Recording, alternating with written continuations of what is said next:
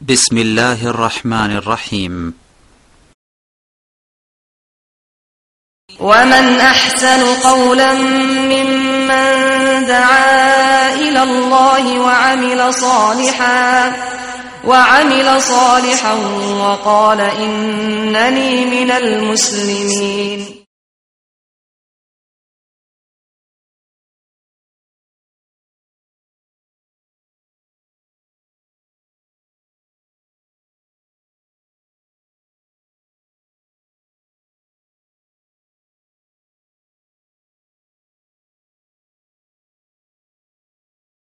السلام عليكم ورحمة الله وبركاته إن الحمد لله نحمده ونستعينه ونستغفره ونعوذ بالله من شرور أنفسنا ومن سيئات أعمالنا من يهده الله فلا مضل له ومن يضلله فلا هادي له وأشهد أن لا إله إلا الله وحده لا شريك له وأشهد أن محمدا عبده ورسوله يا أيها الذين آمنوا اتقوا الله حق تقاته ولا تموتن إلا وأنتم مسلمون يا أيها الناس اتقوا ربكم الذي خلقكم من نفس واحدة وخلق منها زوجها وبث منهما رجالا كثيرا ونساء واتقوا الله الذي تساءلون به والأرحام إن الله كان عليكم رقيبا يا أيها الذين آمنوا اتقوا الله وقولوا قولا سديدا يصلح لكم أعمالكم ويغفر لكم ذنوبكم ومن يطع الله ورسوله فقد فاز فوزا عظيما أما بعد فإن خير الحديث كتاب الله وخير الهدي هدي محمد صلى الله عليه وسلم وشر الأمور محدثاتها وكل محدثة بدعة وكل بدعة ضلالة وكل ضلالة في النار أعوذ بالله من الشيطان الرجيم بسم الله الرحمن الرحيم وأن ليس للإنسان إلا ما سعى وأن سعيه سوف يرى ثم يجزاه الجزاء الأوفى মহান আল্লাহর সমস্ত প্রশংসা যে আল্লাহ রাব্বুল আলামিন আমাদেরকে সৃষ্টি করেছেন, আমাদেরকে নির্দিষ্ট সময়ের জন্য হায়াত দান করেছেন, তারপরে আমাদের ভাগ্যে আবার মত লিখে রেখেছেন। দরুদ ও সালাম নাযিল হোক প্রিয় নবী মুহাম্মদ রাসূলুল্লাহ সাল্লাল্লাহু আলাইহি ওয়াসাল্লামের প্রতি, যিনি আল্লাহ রাব্বুল আলামিনের পক্ষ থেকে শেষ রাসূল হয়ে প্রেরিত হয়েছিলেন, মানব জাতিকে সঠিক পথ দেখিয়েছেন। তার দ্বারা আল্লাহ রাব্বুল আলামিন তার মনোনীত দ্বীনকে সম্পূর্ণ করেছেন, মানব জাতি পর্যন্ত সুন্দররূপে তিনি পৌঁছে দিয়েছেন। আল্লাহুম্মা সাল্লি আলাইহি আল্লাহুম্মা বারিক আলাইহি। আজকে এমন একটি বিষয় নিয়ে আলোচনা করব, যে বিষয়টি আমাদের বাংলা ভাষাভাষী মুসলিমদের জন্য অত্যন্ত গুরুত্বপূর্ণ। কারণ এই বিষয়ে আমাদের অনেক ভুলভ্রান্তি রয়েছে। অনেক লোকই আছি আমরা যারা এই বিষয়ে সঠিক কাজ না করে, সুন্নত মোতাবেক আমল না করে আমরা বিদআতের পথ ধরে থাকি, আর তা হচ্ছে মৃত ব্যক্তির জন্য করণীয়।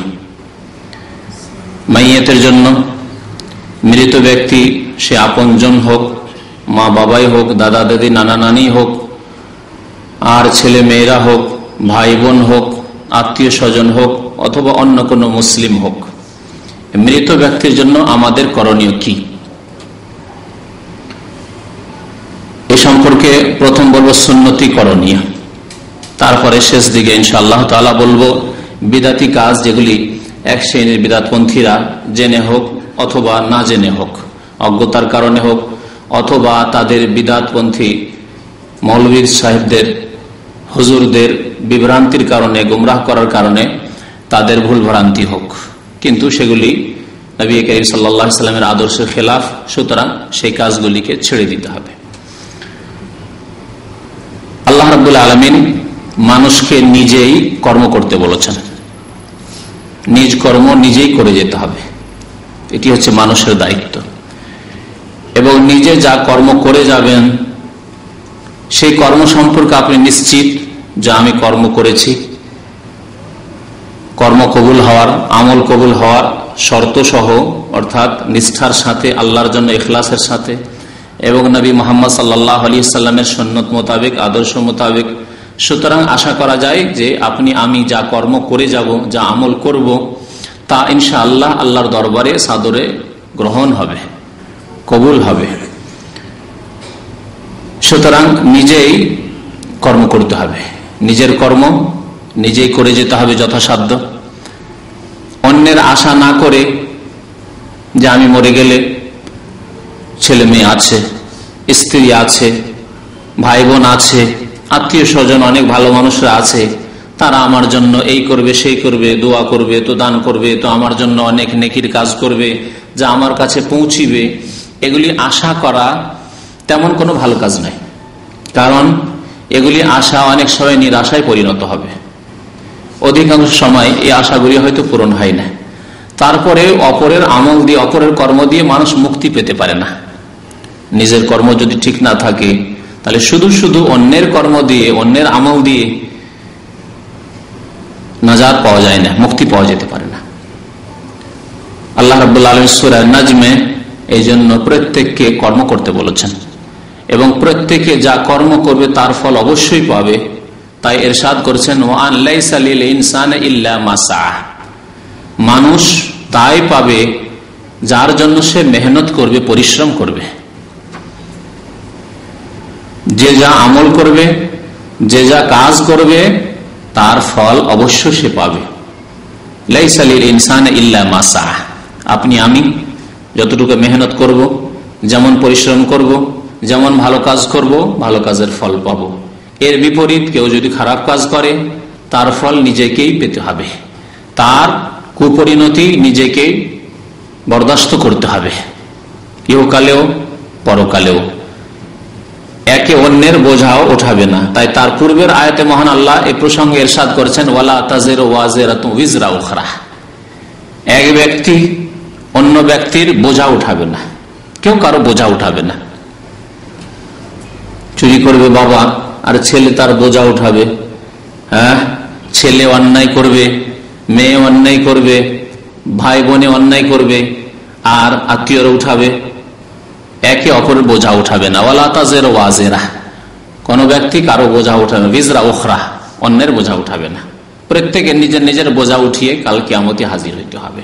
গুনার বোঝা যদি থাকে, তাহলে সেই বোঝা নিজের কাঁধে করে পৌঁছিতে হবে কিয়ামতের মাঠে। আর যদি নেকির কাজ করে গিয়ে থাকে, কিছু সম্বল তৈরি করে থাকে দুনিয়াতে, তাহলে তাও তার সাথে আসবে কিয়ামতের দিনে। তাই আমাদেরকে নিজের কর্ম ভালোভাবে করে যেতে হবে। কর্ম শুরু করতে হবে নিজের আকীদা আমলের পরিশুদ্ধির মাধ্যমে। নিজের আকীদা বিশ্বাসকে সুন্দর করতে হবে, আমাদের আকীদায় যাতে করে গড়বড় না থাকে, আকীদায় যেন বিভ্রান্তি গুমরাহি না থাকে, ভুল ধারণা দিনের বিশ্বাসগুলি সম্পর্কে না থাকে, সঠিক বিশুদ্ধ আকীদা যাতে করে হয়, বিশ্বাস হয়। তারপরে আমাদের আমল সুন্দর হইতে হবে। প্রথম আমল আকীদা সুন্দর করার সাথে সাথে 5 ওয়াক্ত নামাজ সুন্দর করতে হবে। আমাদের রমজান মাসে রোজা সুন্দর হইতে হবে, আমাদের যাকাত সুন্দর হইতে হবে, আমাদের হজ সুন্দর হইতে হবে। তারপরে আল্লাহর হক, অন্যান্য হক রয়েছে, বান্দার হক রয়েছে, সবগুলিকে যথাসাধ্য সুন্দর করতে হবে। এসব ভালো আমল করার পরে মানুষ যখন বিদায় নেবে, প্রত্যেকে বিদায় নেবে এই দুনিয়া থেকে, তারপরে আপনজন যারা রয়েছে, মুসলিম ভাই ব্রাদার যারা রয়েছে, তারা যদি মৃত ব্যক্তির জন্য কিছু কাজ করে, তাহলে শরীয়ত সম্মত হলে, কোরআন এবং সুন্নাহ মোতাবেক হলে, নবী করিম সাল্লাল্লাহু আলাইহি সাল্লাম, সাহাবায়ে কেরাম, সালাফে সালেহিনের তরিকায় হলে, তা অবশ্যই পৌঁছিবে ইনশাআল্লাহ তাআলা। কোন কাজগুলি করলে মাইয়িত পর্যন্ত নেকি পৌঁছানো যেতে পারে, পৌঁছিতে পারে, আর কোন কাজগুলি, যেসব কাজগুলি হয়তো করে থাকে মানুষ এই ধারণা নিয়ে যে এর মাধ্যমে আমরা আমাদের মৃত ব্যক্তিকে নেকি পৌঁছাবো, তাদের একটু উপকার করব, তাদের পরকালের জীবনকে সুন্দর করব, তাদের কবরের জীবনকে সুন্দর করব, কিন্তু সুন্দর হবে না, নেকি পৌঁছিবে না। বরং উল্টো মুসিবত হবে যেই ব্যক্তি এই বিদআতি কাজগুলি করলো তার জন্য, এবং যেই ব্যক্তি মৃত সে যদি সেসব কাজের উপর সন্তুষ্টি প্রকাশ করে গিয়ে থাকে, অথবা এই ধরনের উপদেশ দিয়ে গিয়ে থাকে, অথবা জানে যে আমাদের পরিবেশে এই রকমের বিদআতি কাজ হয়, আর তার উপর নীরবতা পালন করে চলে গেছে, নিষেধ করে যায়নি, তাহলে মৃত ব্যক্তিকেও এর শাস্তি ভোগ করতে হবে কাল কিয়ামতে, কবরের জীবনে। যেমন প্রিয় নবী মুহাম্মদ রাসূলুল্লাহ সাল্লাল্লাহু আলাইহি ওয়াসাল্লাম ইরশাদ করেছেন, আল মাইয়াতু ইউআযাবু বিবুকাই আহলিহি আলাইহি, মৃত ব্যক্তিকে তার পরিবারের লোকেরা যদি রোদন করে, বেশি কাঁদাকাটি করে, চিৎকার করে, তাহলে তার জন্য শাস্তি হবে। কাকে শাস্তি হবে? মৃত ব্যক্তিকে শাস্তি হবে। যেই ব্যক্তি রোদন করলো, অন্যায় কাজ করলো, তাকে তো শাস্তি হবেই, তার তো গুনাহ হলো। যদি বিনা তওবায় মারা যায় তাহলে তার শাস্তি তো আলাদা রয়েছেই, কিন্তু যার ওপর কান্নাকাটি করা হলো, যার জন্য চিৎকার করা হলো, যার জন্য রোদন করা হলো, তাকেও শাস্তি হবে। নবী করিম সাল্লাল্লাহু আলাইহি ওয়াসাল্লাম বলেছেন। কোন ক্ষেত্রে? ওই ক্ষেত্রে সমাজে এইরকম কুসংস্কার আছে, বিদাতি কাজ হয়ে যাচ্ছে, আর সেই ব্যক্তি নিষেধ করে গেল না, উপদেশ দিয়ে গেল না যে দেখো তোমরা এইরকম কাজগুলি করবে না, তাহলে আযাব হবে। নবী করিম সাল্লাল্লাহু আলাইহি ওয়াসাল্লাম সহিহ মুসলিম শরীফের হাদিসে মাইয়াত মরে যাওয়ার পরে কাজকর্ম তার বন্ধ হয়ে যায়, আমল বন্ধ হয়ে যায়, কিন্তু 3টি রাস্তা খোলা থাকে, এই কথা উল্লেখ করেছেন। এই হাদিসটি প্রথমে আপনাদের সামনে উল্লেখ করি এবং তারপরে অন্যান্য হাদিসগুলি, যেগুলির দ্বারা প্রমাণ হয় যে আমরা মাইয়াতের জন্য শরীয়ত সম্মত, কোরআন এবং হাদিস সম্মত কোন কাজগুলি করতে পারি যার দ্বারা মাইয়াতের উপকার হবে। নবী করিম সাল্লাল্লাহু আলাইহি ওয়াসাল্লাম ইরশাদ করেছেন, ইযা মাতা ইবনু আদম, আদম সন্তান যখন মারা যায়, ইনকাতা আমালুহু, তখন তার আমল কর্ম বন্ধ হয়ে যায়, দুনিয়ারও কাজ বন্ধ হয়ে যায়, আর ধর্মীয় কাজ, দিনের কাজও বন্ধ হয়ে যায়। এই কথাটি বোঝাবার জন্য আর ব্যাখ্যার প্রয়োজন নেই। দুনিয়ার কাজ বন্ধ হয়ে যায়, যে লোকটি মারা গেল সে ডিউটি করতো, গাড়ি চালাতো, হ্যাঁ, ব্যবসা বাণিজ্য করতে পারবে? বন্ধ। মারা গিয়েছে, তার দুনিয়ার কাজকর্ম, চাকরি, রুজি রোজগার করা সব বন্ধ হয়ে গেছে। ইনকাতা আমালু, তাহলে আমল মানে শুধু ধর্মীয় কাজ নাই, দুনিয়ার কাজও তার বন্ধ হয়ে গেছে। কথাবার্তা বলতো, এক অপরের খোঁজ খবর নিত, বন্ধ হয়ে গেছে, তাই না? বন্ধ হয়ে গেছে। ধর্মীয় কাজ, দিনের কাজ, তাও বন্ধ হয়ে যায়। লোকটি নামাজ পড়তো, নামাজ পড়া বন্ধ হয়ে গেছে। গত রমজান মাসে রোজা রেখেছে, মারা গেল, আর আগামী রমজান রোজা রাখতে পারবে কি? মারা গেছে, রোজা রাখা তার বন্ধ হয়ে গেছে। জাকাত দিত, আর জাকাত দিতে পারবে? বন্ধ হয়ে গেছে। হজ উমরা করতো, আর করতে পারবে? হজ উমরা করা বন্ধ। তাহলে মাতা পিতার খেদমত করতো, টাকা পয়সা পাঠাতো, আর পারবে? তাও বন্ধ হয়ে গেছে। তাহলে মানুষ মারা গেলে তার সমস্ত কাজকর্ম বন্ধ হয়ে যায়, ইল্লা মিন সালাসিন। তবে 3টি রাস্তা আছে, এই 3 রাস্তা দিয়ে নেকি আসতে পারে। 3 রাস্তার কোন এক রাস্তা দিয়ে নেকি মৃত ব্যক্তিকে পৌঁছিতে পারে। সাদাকাতিন জারিয়া, ইল্লা মিন সালাসিন, ইল্লা মিন সাদাকাতিন জারিয়া, আও ইলমিন ইউনতাফাউ বিহি, আও ওয়ালাদিন সালিহিন ইয়াদউ লাহু। নবী করিম সাল্লাল্লাহু আলাইহি ওয়াসাল্লাম ইরশাদ করেছেন যে সাদকা জারিয়া যদি হয়, সাদকার সাথে নবী করিম সাল্লাল্লাহু আলাইহি ওয়াসাল্লাম কি একটি শর্ত লাগিয়েছেন?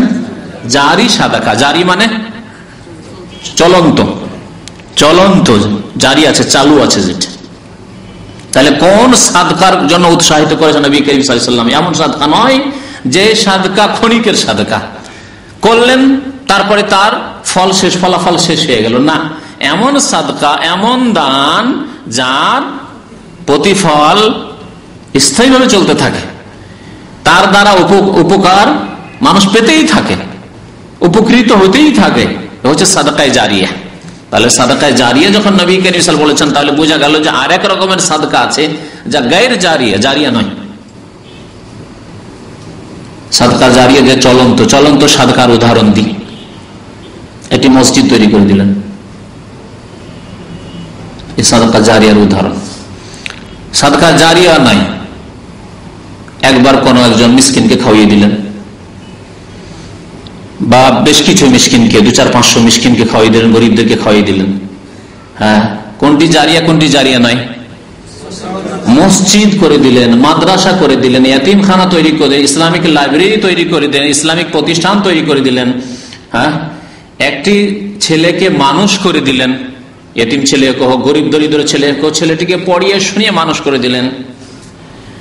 এগুলি সব হচ্ছে সাদকায়ে জারিয়া। কারণ এমন দান, যেই দানের ফল পেতেই থাকবে, স্থায়ী।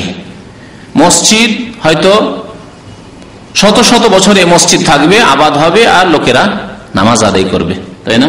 মাদ্রাসা, ইসলামিক প্রতিষ্ঠান, ইসলামিক লাইব্রেরি, তার দ্বারা শত শত বছর ধরে হয়তো উপকার পেতে থাকবে মুসলিমরা। এটা এতিম ছেলে, গরিব ছেলেকে মানুষ করে দিলেন, সেই ব্যক্তি মানুষে কত লোককে ভালো কথা বলল, কত লোক হয়তো তার হাতে হিদায়াত হল। এগুলি হচ্ছে সাদকায়ে জারিয়া, স্থায়ী সাদাকা।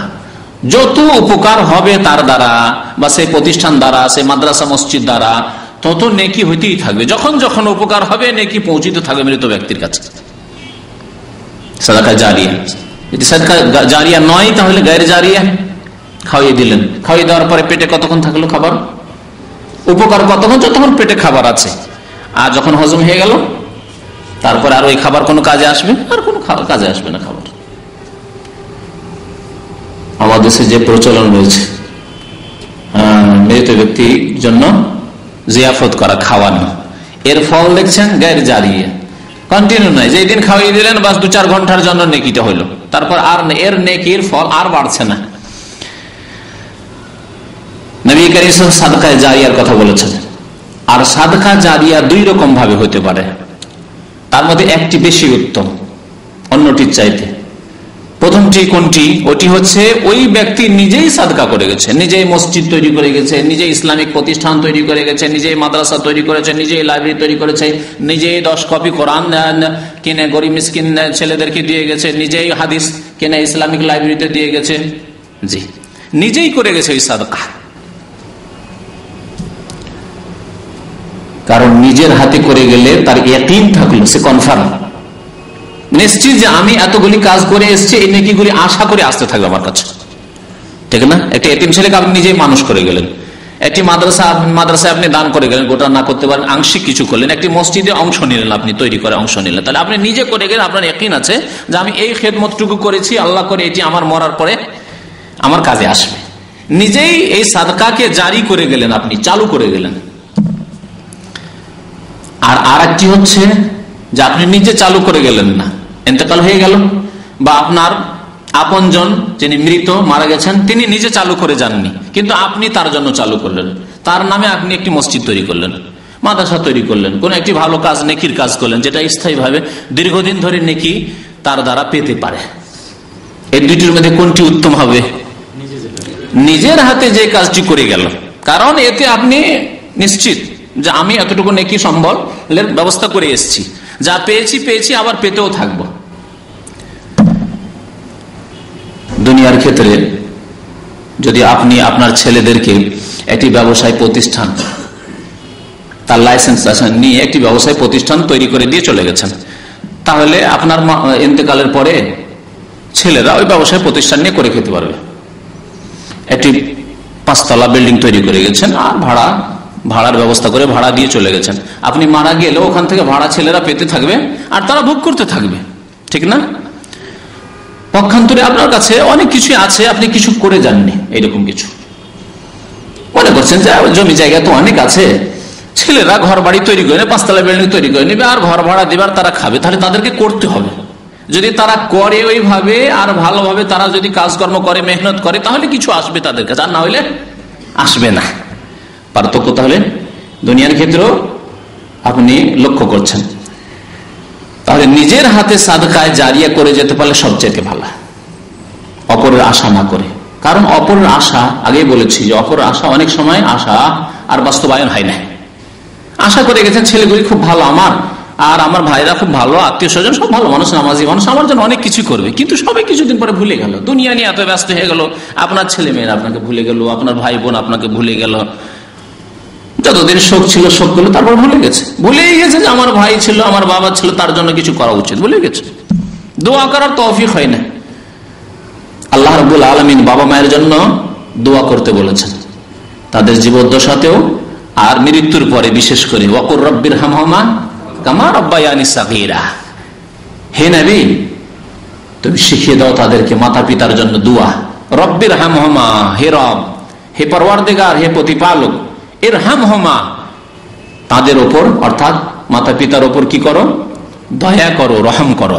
কামা রাব্বায়ানি সাগীরা, যেভাবে আমাকে বাল্য জীবনে তারা লালন পালন করেছেন।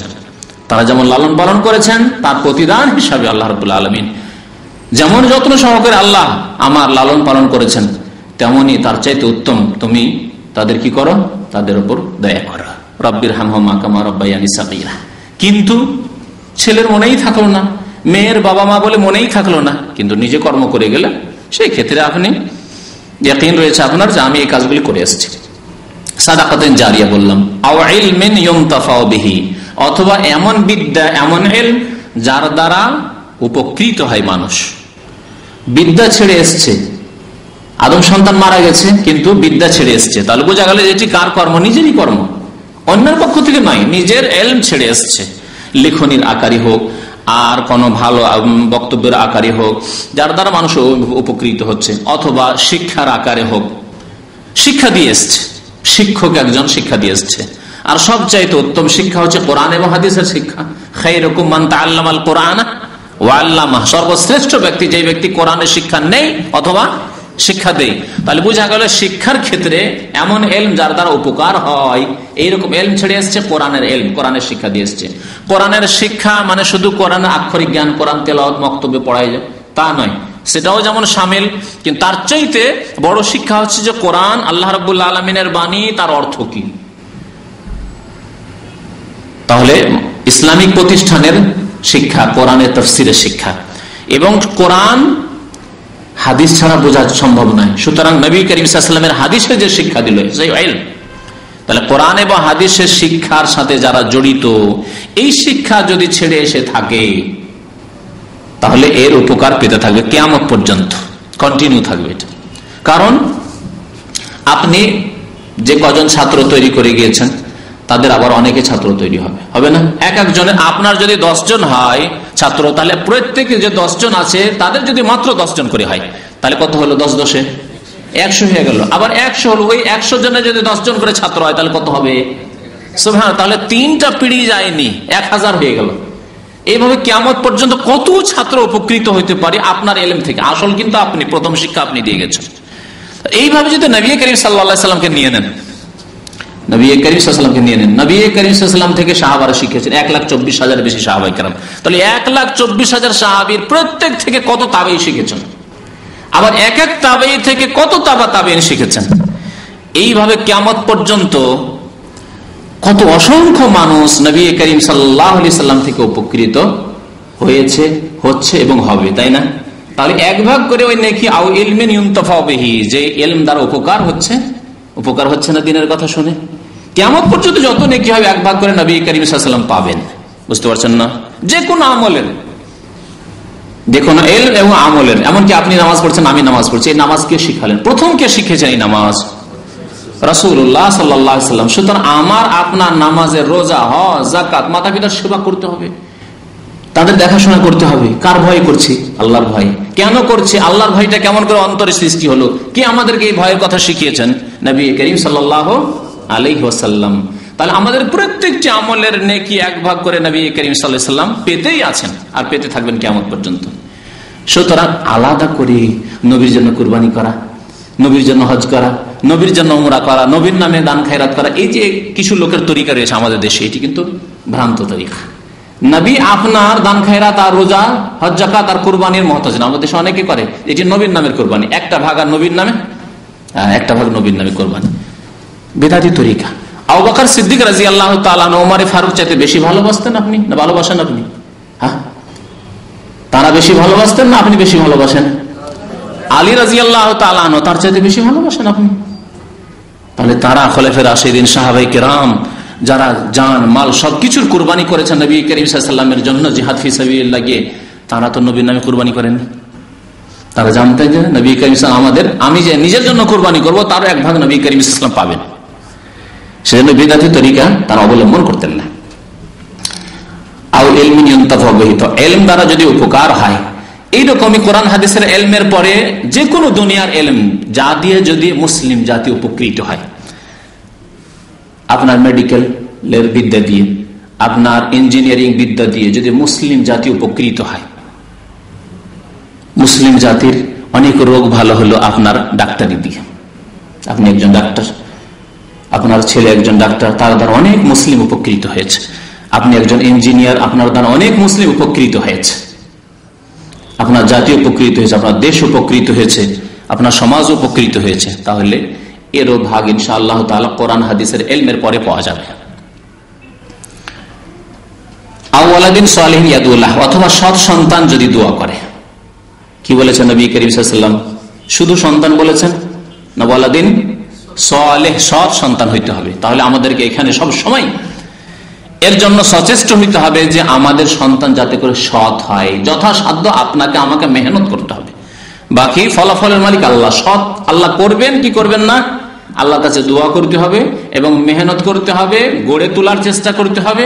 তারপরে গড়ে উঠলো না উঠলো এটা আল্লাহর হাতে, এটা আপনার হাতে নেই।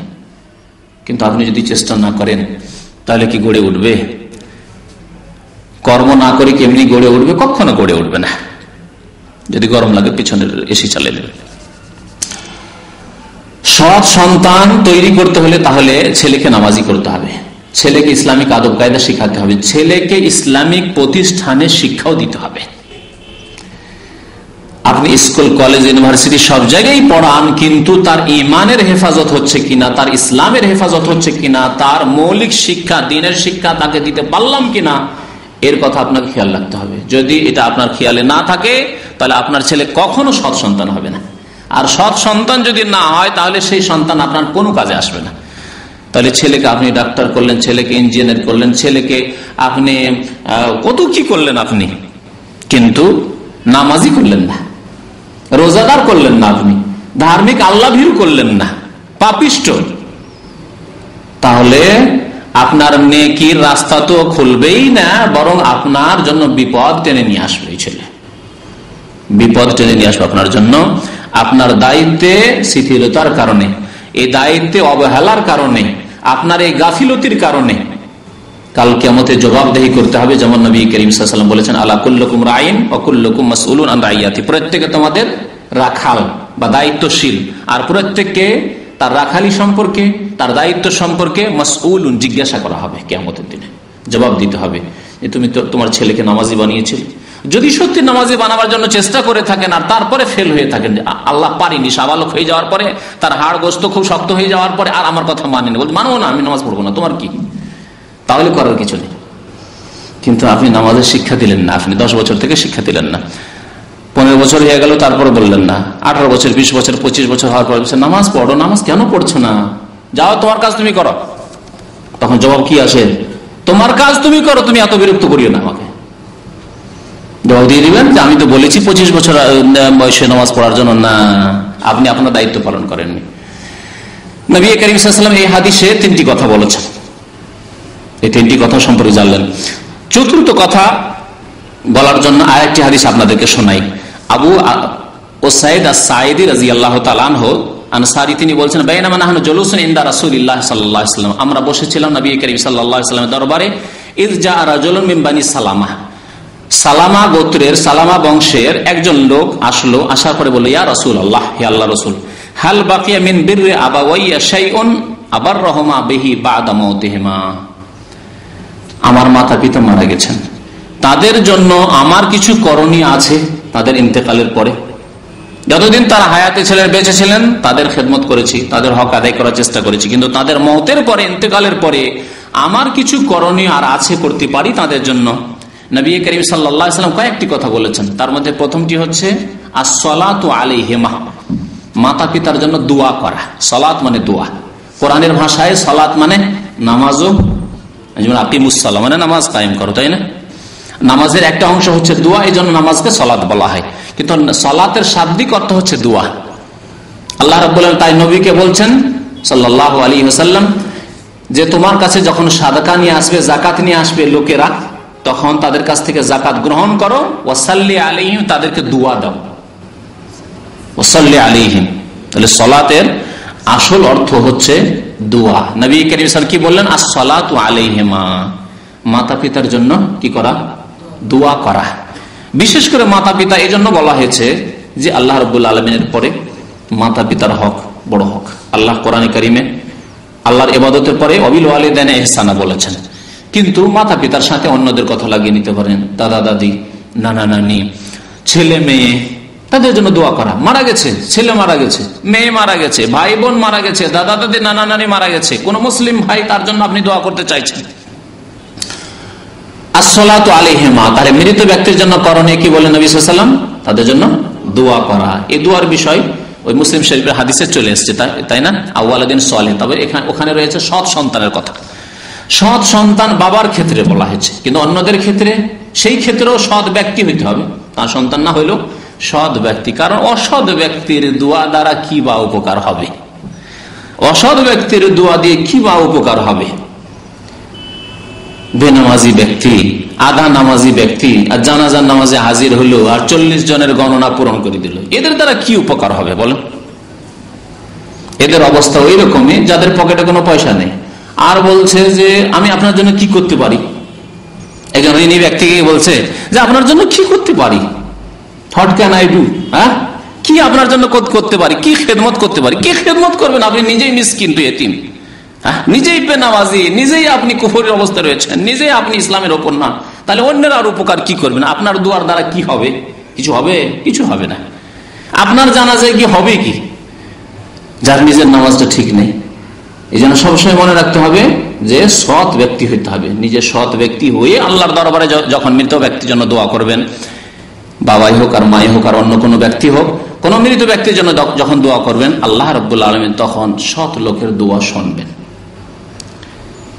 এই জন্য সৎ লোকদের কাছে দোয়া চাইতে হয়। নিজে সৎ হয়ে নিজে দোয়া করেন এবং সৎ লোকের কাছে দোয়া চাইতে হয়। আসসালাতু আলাইহিমা, প্রথম হক করণীয় মৃত ব্যক্তির জন্য। ওয়াল ইস্তিগফারু লাহুমা, তাদের জন্য আল্লাহর কাছে মার্জনা কামনা করা। এক হচ্ছে দোয়া, আম কথা, ব্যাপক কথা, যার একটি অংশ হচ্ছে তাদের জন্য, মৃত ব্যক্তির জন্য মার্জনা কামনা করা। মার্জনা কামনা ছাড়া দোয়া, যেমন আল্লাহ তাদের কবর আযাবকে দূর করে দাও, তাদের কবরকে আলোকিত করে দাও। ইস্তিগফার মার্জনা হয়তো কামনা করলেন না, কিন্তু তাদের কবরকে আলোকিত করে দাও, তাদের কবরকে প্রশস্ত করে দাও, তাদেরকে জান্নাতুল ফিরদাউস দান করো, তাদেরকে জান্নাতে উচ্চ স্থান দান করো, ইত্যাদি ইত্যাদি। তাদেরকে তোমার নবীর শাফাআত দান করো, তাদেরকে হাউজে কাউসার দান করো। এগুলো তো ইস্তিগফার হলো না, কিন্তু দোয়া হলো। তাহলে দোয়াটি হচ্ছে ব্যাপক, আর তার একটা অংশ হচ্ছে ইস্তিগফার করা মৃত ব্যক্তির জন্য, আর বিশেষ করে মাতা পিতা, আত্মীয় স্বজন, তাদের জন্য কি করে? দ্বিতীয় কাজ হচ্ছে ইস্তিগফার লাহুমা, তাদের জন্য মার্জনা কামনা করা। তারপরের হক হচ্ছে ওয়া ইনফাজু আহদিহিমা মিন বাদিহিমা। যদি প্রথম থেকে বলি, তাহলে প্রথম হচ্ছে নিজের কর্ম দ্বারা সম্বল জোগাড় করা, সম্বলের ব্যবস্থা করা, আর তারপরে দোয়া করা, আর যেগুলি বলা হইল। তারপরে মৃত ব্যক্তি যিনি মারা গেছেন, বাবা মাই হোক বা অন্যরা হোক, তাদের যদি কোন রকমের কারো সাথে প্রতিশ্রুতি থাকে, প্রতিশ্রুতি কারো সাথে আছে, কাউকে ওয়াদা করেছে যে ঠিক আছে তুমি আসিও অমুক সিজনে, ফসল সিজনে আসিও, তোমাকে কিছু দেব। আপনার আব্বা বলেছেন অথবা আপনার আম্মা বলেছেন যে ঠিক আছে আমার ছেলের টাকা পয়সা আসবে, তখন তোমাকে কিছু দেব। তারপরে আপনার আব্বা মারা গেছেন অথবা আম্মা মারা গেছেন, ওয়াদা করে গেছেন তারা। বা বছরে তাদের নিয়ম আছে, বছরে বিশেষ সময়ে গরিব মিসকিনকে কিছু টাকা পয়সা দান করেন, কাপড় চোপড় দান করেন অথবা খাবার দাবার দেন, তারা এইরকম বছর একবার করেন। এই একটা তাদের নীতি। যে কোনো রকমের এরকম ওয়াদাই হোক অথবা তাদের একটা ভালো অভ্যাস হোক, নেকির আছে, সেটির বাস্তবায়ন করা। মারা গেছেন তারা, কিন্তু তাদের ওয়াদাগুলিকে পূরণ করা বা তাদের যে কাজগুলি ভালো নেকির কাজগুলি ছিল সেগুলির বাস্তবায়ন করা। আর একটি করণীয় হচ্ছে মৃত ব্যক্তির জন্য সিলাতুল আরহাম আল্লাতী লা তুসালু ইল্লা বিহিমা, ওই সব আত্মীয়দের সাথে সুসম্পর্ক রাখা যাদের সাথে সুসম্পর্ক কি জন্য রাখছেন? ওই মৃত ব্যক্তির খাতিরে, মৃত ব্যক্তির খাতিরে। যিনি মারা গেছেন আর কোন ব্যক্তির সাথে বিশেষ তার ভালোবাসা ছিল, ভালোবাসা খুব গাঢ় ভালোবাসা ছিল, আপনার হয়তো অত খাতির নেই ওই লোকের সাথে, কিন্তু আপনি খাতির মৃত ব্যক্তির পরে ওই লোকের খাতির করা শুরু করলেন। কি জন্য?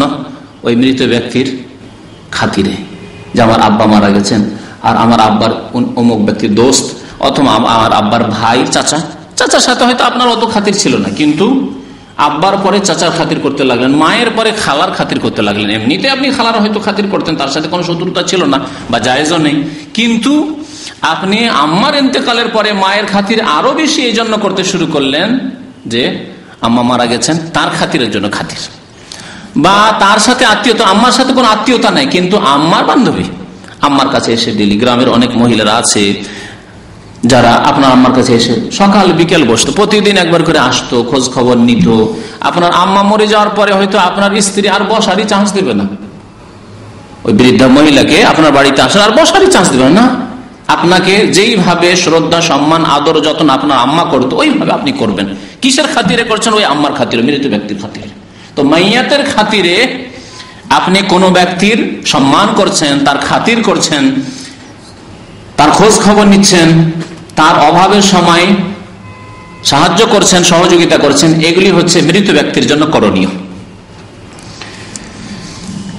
আর তারপরে নবী কারীম সাল্লাল্লাহু আলাইহি ওয়াসাল্লাম ওয়াইকরামু সাদিকহিমা, মাতা পিতা তাদের বন্ধু যদি কেউ থাকে, মাতার বান্ধবী আর বাবার বন্ধু, এমন নয় যা পশ্চিমা সমাজে। পশ্চিমা সমাজে পুরুষের বান্ধবী হচ্ছে মহিলা আর মহিলার বন্ধু হচ্ছে পুরুষ, এটি হচ্ছে কাফের সমাজের চরিত্র। মুসলিম সমাজে মহিলার পুরুষের সাথে বন্ধুত্ব, পুরুষের মহিলার সাথে বন্ধুত্ব হারাম। আল্লাহ রাব্বুল আলামিন সতী মহিলাদের প্রশংসা করে দিল। সতী মহিলা, সতী নারী যারা তাদের ইজ্জত লজ্জা স্থানের হেফাজতকারী, যারা পর্দার হেফাজতকারী, তাদের কথা বলতে গিয়ে বলেছেন যাদেরকে বিয়ে করতে বলেছেন তাদের সম্পর্কে বলেছেন গায়র মুত্তাখিজাতে আখদান, যাদের গোপনীয় কোনো বন্ধুত্ব কারোর সাথে নেই। আর যদি গোপনীয় বন্ধুত্ব থাকে তাদেরকে বিয়ে করতে নিষেধ করেছেন। কলেজের মেয়ে আর যদি গোপনীয় কোন যুবকের সাথে বন্ধুত্ব রাখে তো সেই মেয়েকে বিয়ে করে শান্তি পাবেন? কেউ পেয়েছে না পাবে? কখনো শান্তি পাবে না। এইরকমও ঘটনা জানি যে কারো সাথে ভালোবাসা ছিল, এই নাজায়েজ অবৈধ ভালোবাসা, গোপনীয় বন্ধুত্ব, আর কলেজ ইউনিভার্সিটির যুগ চলে যাওয়ার পরে মেয়ে জন্ম হয়েছে, বিবাহ শাদী হয়ে গেছে, হয়ে যাওয়ার পর মেয়ে জন্ম হয়েছে, জন্ম হওয়ার পরে মেয়ে সাবালিক হয়েছে, 18 বছর মেয়ে, আর 18 বছর মেয়েকে রেখে দিয়ে ওই আগের যে গোপনীয় বন্ধুত্ব যার সাথে ছিল তার সাথে উধাও হয়ে গেছে, নাউজুবিল্লাহ। মুসলিম সমাজের ঘটনা। জি, তাই এইরকম স্ত্রীকে নিয়ে কোন মুসলিম শান্তি পেয়েছে না পাবে, তাই আল্লাহ সতর্ক করেছেন ইসলামের জন্য গোপনে বন্ধুত্ব জায়েজ নেই। আজকাল কলেজ ইউনিভার্সিটি পরিবেশ এত দূষিত হয়ে গেছে, এত বিষাক্ত হয়ে গেছে যে কলেজ ইউনিভার্সিটি মানে গোপনীয় বন্ধুত্ব। যুবকের যুবতীর সাথে বন্ধুত্ব, যুবতীর যুবকের সাথে বন্ধুত্ব, আর পুরুষে বন্ধুত্ব নেই, শত্রুতা। মেয়েতে বন্ধু, যুবতীর সাথে বন্ধুত্ব নেই, ওইসব বন্ধুত্বের কোনো গুরুত্ব নেই। এমন বন্ধুত্ব আছে যেগুলি জেনা, ব্যভিচারের বন্ধুত্ব। আল্লাহ রাব্বুল আলামিন এইরকম মহিলাকে যাদের বন্ধুত্ব না জায়েজ বন্ধুত্ব থাকে, গোপনে বন্ধুত্ব থাকে, তাদেরকে বিয়ে করতে নিষেধ করেছেন, সতর্ক করেছেন। ওয়াইকরামু সাদিকহিমা, তাহলে আব্বার বন্ধু, মায়ের বান্ধবী, মায়ের কোন মহিলার সাথে খাতির ছিল, তাদের সম্মান প্রদর্শন করা। মুসনাদে আহমদের হাদিস, আবু দাউদের হাদিস। একটি হাদিসে রয়েছে যে আব্দুল্লাহ বিন উমর রাদিয়াল্লাহু তাআলা আনহু একবার মক্কার পথে ছিলেন, মদিনা থেকে মক্কার পথে ছিলেন। একটি বেদুইন এসে তার সাথে সাক্ষাৎ করলো। বেদুইন বুঝতেই পারছেন, যারা উটের দুধ খায় আর গোশত খায়, আর তাদের বাড়ি ঘর কিছু নেই, যাযাবর, যেখানে পানি পেলো, একটু ঘাস পেলো, সেখানে উট চড়াতে লাগলো, বকরি ছাগল চড়াতে লাগলো, সেখানে একটা খেমার তাঁবু লাগিয়ে দিল, 2-4-10 দিন থাকলো, পানি শুকিয়ে গেল সেখানকার, বা ঘাস শেষ হয়ে গেল, আবার অন্যদিকে চলে গেল। এইরকম যাযাবরদেরকে আরাব বলা হয়, বেদুইন। এক বেদুইনের সাথে সাক্ষাৎ হল আব্দুল্লাহ বিন ওমর রাদিয়াল্লাহু তাআলা আনহুমা, সাহাবীর। ফাসাল্লামা আলাইহি আব্দুল্লাহ বিন ওমর। আব্দুল্লাহ বিন ওমর গিয়ে ওই বেদুইনকে, যাযাবরকে সালাম করলেন। ওয়া হামালাহু আলা হিমারিন কানা ইয়ারকাবু, যেই গাধাটির পিঠে আব্দুল্লাহ বিন ওমর চেপেছিলেন সেই গাধাটির পিঠের উপর চাপিয়ে নিলেন ওই বেদুইনকে। লোকেরা দেখে হতভম্ব যে এত সম্মানিত সাহাবী, যার আমরা শ্রদ্ধা করি, আমরা পায়ে হাঁটি, তাকে চড়াই, আর তিনি নেমে গেলেন সাওয়ারি থেকে, তিনি পায়ে হাঁটছেন, আর এই যাযাবর বেদুইনকে কেন তার গাধার উপর চাপিয়ে নিলেন। ওয়া আতাহু আমামাতান কানাত আলা রাসি, মাথার উপর একটি পাগড়ি ছিল, সেই পাগড়িটি খুলে ওই বেদুইনকে দিয়ে দিলেন। হয়তো খালি মাথায় ছিল, রৌদ্র লাগবে, এই বেদুইনকে মাথার পাগড়ি খুলে ওই বেদুইনকে দিয়ে দিলেন আব্দুল্লাহ বিন ওমর রাদিয়াল্লাহু তাআলা আনহুমা। কালা ইবনু দিনার বলছেন ফাকুলনা লাহু আসলাহাকাল্লাহ, আমরা বললাম সাহাবী আব্দুল্লাহ বিন তাবেঈ, তিনি বলছেন ওস্তাদ আব্দুল্লাহ বিন উমর উস্তাদকে বললেন যে আসলাহাক আল্লাহ, আল্লাহ আপনার ভালো করুক, আপনি এই কাজ কেন করলেন? একজন বেদুইন মানুষ, ও খালি পায়েও চলতে পারবে, মাথা যদি খোলা থাকে তাও চলতে পারবে, পায়ে হেঁটেও চলতে পারবে, আপনার কষ্ট, আপনি তাকে কেন আপনার গাধা দিয়ে দিলেন, আপনার পাগড়ি আমামা দিয়ে দিলেন, এ কেন করলেন? ইন্নাহুমুল আরাব, এরা তো বেদুইন যাযাবর, এরা সব রকম জীবনযাপন করতে পারে, এতে কোনো অসুবিধা নেই। ওয়া ইন্নাহুম ইয়ারদাউনা বিল ইয়াসির, এরা তো সামান্য পেলেই রাজি হয়, এদেরকে যদি এক গ্লাস দুধ দিতে পারে তাতেই খুশি হয়ে যাবে। এইসব এত দেওয়ার কি প্রয়োজন ছিল? ফাকাল আব্দুল্লাহ বিন ওমর, আব্দুল্লাহ বিন ওমর রাদিয়াল্লাহু তাআলা বললেন, ইন্না আবা হাযা কানা উদ্দান লিউমর ইবনুল খাত্তাব, এই যে যাযাবর, যে বেদুইন, যাকে আমি গাধা দিয়ে দিলাম, আমার পাগড়ি দিয়ে দিলাম, আমি সম্মান করলাম, এর বাবার সাথে আমার পিতা ওমর ইবনে খাত্তাব রাদিয়াল্লাহু তাআলা আনহুর অত্যন্ত গাঢ় বন্ধুত্ব ছিল, ভালোবাসা ছিল। আমার আব্বার ভালোবাসা যে ওর বাবার সাথে ছিল, এর শ্রদ্ধা করতে গিয়ে আমি তা করলাম। তারপরে ওয়াইন্নি সামিআতু রাসূলুল্লাহ সাল্লাল্লাহু আলাইহি ওয়াসাল্লাম, আমি আল্লাহ রাসূল সাল্লাল্লাহু আলাইহি ওয়াসাল্লামকে বলতে শুনেছি, ইন্না আবাররাল বিররে, সবচাইতে বেশি বাবা মায়ের খেদমত হচ্ছে সিলাতুর রাজুলি আহলা উদ্দি আবিহি, বাবা মায়ের বন্ধু বান্ধবীদের সাথে সদাচরণ করা।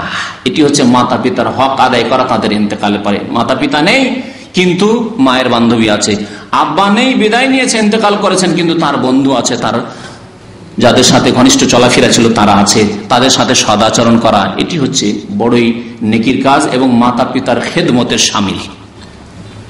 এইভাবে নবী করিম সাল্লাল্লাহু আলাইহি সাল্লাম বলেছেন। তাই আব্দুল্লাহ বিন ওমর তার এই আচরণ দেখালেন একজন বেদুইনের সাথে। এর দ্বারা বোঝা গেল যে মৃত ব্যক্তির জন্য আরেকটি করণীয় হচ্ছে যে মৃত ব্যক্তির আত্মীয় স্বজন যারা আছে তাদের সাথে সদাচরণ করা।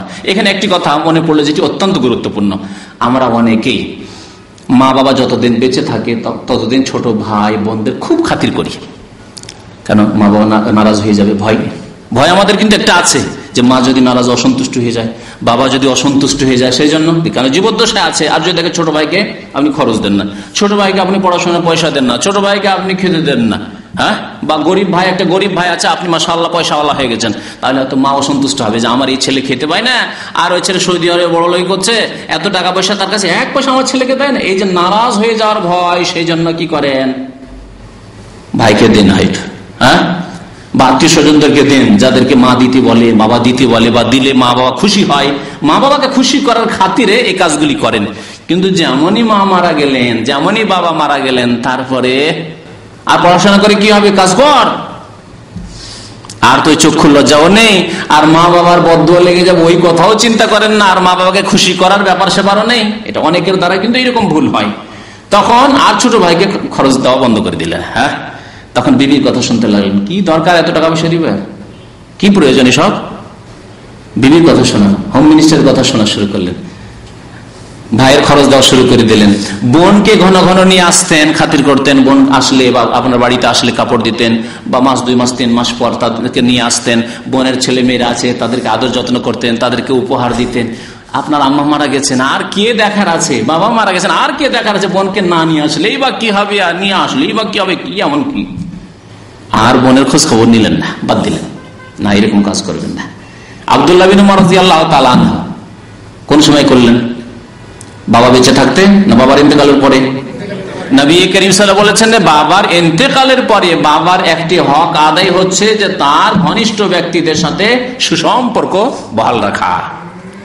তাহলে বোঝা গেল আম্মার ইন্তেকালের পরে, আব্বার ইন্তেকালের পরে যদি আত্মীয় স্বজন বা যাদের সাথে ঘনিষ্ঠতা আপনার থাকলে আব্বা আম্মা খুশি হতেন জীবদ্দশায়, তাদের সাথে সুসম্পর্ককে বহাল রাখা, তাদের খাতির করা, তাদের খেদমত করা, তাদের খোঁজ খবর নেওয়া, তাদের সাহায্য সহযোগিতা করা।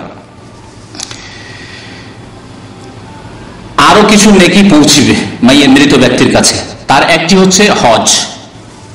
হজ হজ সম্পর্কে নবী করিম সাল্লাল্লাহু আলাইহি ওয়াসাল্লামের হাদিস রয়েছে। একজন সাহাবী, তিরমিজি শরীফের হাদিস, নাসাঈতে রয়েছে, ইবনে মাজাহতে রয়েছে, আবু রাজিন নামক একজন সাহাবী জিজ্ঞাসা করে, ইয়া রাসূলুল্লাহ ইন্না আবি শাইখুন কাবীর, আমার আব্বা অত্যন্ত বৃদ্ধ, খুব বৃদ্ধ হয়ে গেছে, লা ইয়াসবুতু আলা রাহিলাস, এমনকি সাওয়ারির উপরে তাকে যে বসিয়ে উটের উপর বসে থাকতে পারবে না, অচল অবস্থা। তো আমি যদি আব্বার পক্ষ থেকে হজ করি বা উমরা করি তো হবে, কি করতে পারি তার জন্য? যানবাহনে বসতে না পারলে তার হজে যেতে পারবেন না, উমরায় যেতে পারবেন না। নবী করিম সাল্লাল্লাহু আলাইহি ওয়াসাল্লাম বললেন, হুজ্জা আন আবিকা ওয়া আতামির,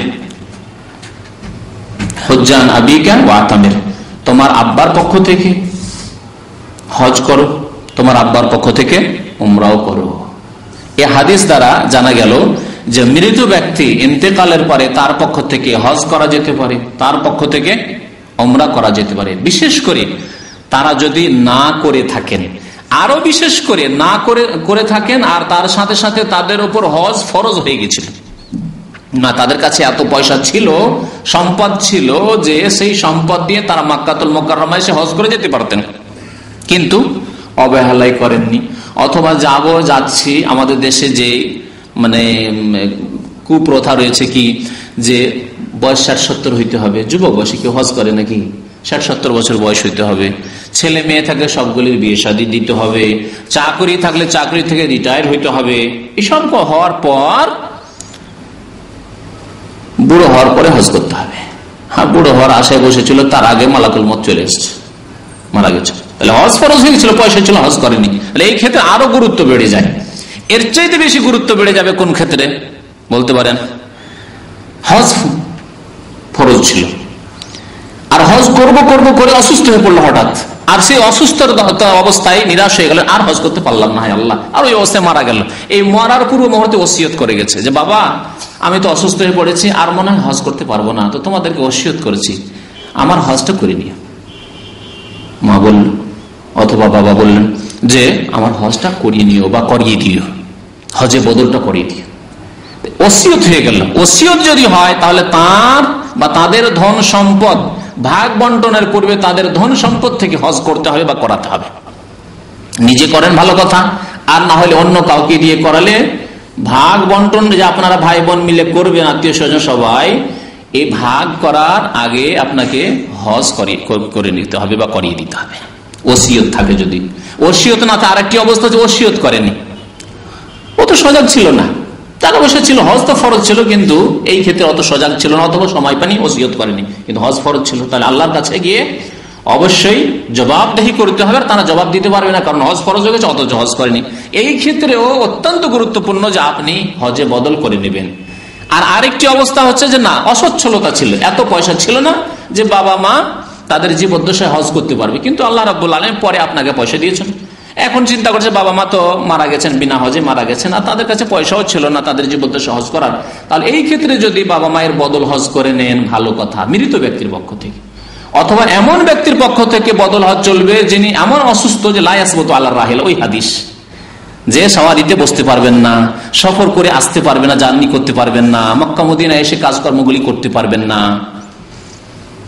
এমন অসুস্থ, তাহলে বদল হজ চলবে। আর সুস্থ ব্যক্তি, মাশাআল্লাহ, আপনার বাবা আপনার মতোই বা আপনার চাইতেও বেশি শক্তিশালী আছে, এদের বদল হজ না, বদল হজ চলবে না। বাবাই হোক আর মাই হোক আর স্ত্রী হোক, নতুন বিয়ে শাদী করে এসে যে একটা বিবির হজ, বিবির উমরা, অনেকে এইরকম বদল হজ আর উমরা করছেন, আবেগী হজ উমরা, এগুলি বিদাতি হজ উমরা, এই চলবে না, কারণ তিনি সুস্থ। যদি বলে যে তিনি সুস্থ কিন্তু পয়সা নেই, পয়সা নেই তো হজ নেই। সুস্থ সবল, তারপরে পয়সা নেই, হজ নেই, উমরা নেই, যেমন যাকাত নেই। যদি আপনাকে বলি একজন মানুষ সুস্থ সবল কিন্তু পয়সা নেই, তাহলে যাকাত নেই, যাকাত দেবে কোথা থেকে? আপনি বলেন না তাহলে বাবার যাকাতকে আমি দিয়ে দিই, বাবার যাকাত কোথা থেকে দেবেন আপনি? বাবার পয়সা নেই, মায়ের পয়সা নেই, তো তারা যাকাত দেবেন না, আপনার পয়সা আছে আপনি যাকাত দেবেন। ঠিক তেমনি হজ ফরজ হবে দৈহিক শক্তির সাথে সাথে আর্থিক ক্ষমতা হলে, মান ইসতাতা ইলাইহি সাবিলা। তো যে কথাটি বলছিলাম যে হজ এবং উমরার দ্বারা মৃত ব্যক্তিকে নেকি পৌঁছানো যাবে। কাছাকাছি প্রায় 10টি বিষয় বর্ণনা করলাম। একটি হাদিস আর শুনিয়ে দিই, ইবনে মাজার হাদিস, হাদিসটি আল্লামা আলবানী রাহমাতুল্লাহি হাসান বলেছেন। যে কথাগুলি এসছে কাছাকাছি সেই কথাগুলির মধ্যেই শামিল, তবে বিশেষ করে কয়েকটি কাজের কথা নবী করিম সাল্লাল্লাহু আলাইহি ওয়াসাল্লাম উল্লেখ করেছেন যে মৃত ব্যক্তির জন্য জীবিত ব্যক্তিরা যেসব কাজগুলি করতে পারে এবং সেই নেকিগুলি পৌঁছিবে। আবু হুরায়রা রাদিয়াল্লাহু তাআলা আনহু এই হাদিসটি বর্ণনা করেছেন, বলছেন ক্বালা রাসূলুল্লাহ সাল্লাল্লাহু আলাইহি ওয়াসাল্লাম, নবী করিম সাল্লাল্লাহু আলাইহি ওয়াসাল্লাম ইরশাদ করেন, ইন্না মিম্মা ইয়ালহাকুল মুমিন মিন আমালিহি ওয়া হাসানাতিহি বাদা মাউতিহি। মুমিন ব্যক্তিকে তার মৃত্যুর পরে যেই আমল বা যেই নেকিগুলি পৌঁছিবে তার অন্তর্ভুক্ত হলো ইলমান আল্লামাহু ওয়া নাশারাহ। প্রথম হচ্ছে ইলম, যেই ইলম সে শিখিয়েছে, তালিম দিয়েছে, বিদ্যার শিক্ষা দিয়েছে। এই সম্পর্কে আলোচনা হয়ে গেছে ওই মুসলিম শরীফের হাদিসে, আও ইলমিন ইউনতাফাউ বিহি। তাহলে ইলম যদি মানুষের কাছে ছড়িয়ে দিয়ে যায়, শিক্ষা দিয়ে যায়, তাহলে তার নেকি পৌঁছিবে।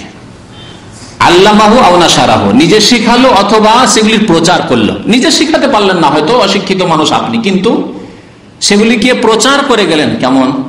পয়সা আছে আলহামদুলিল্লাহ, তাহলে ভালো কিতাব ছাপিয়ে দিলেন আপনি, ভালো বিষয়বস্তু, ভালো ক্যাসেট, 200-500 কপি ক্যাসেট করে আপনি বিতরণ করে দিলেন। এটা হচ্ছে নাশারাহু। সেই ইলমগুলিকে কি করলেন?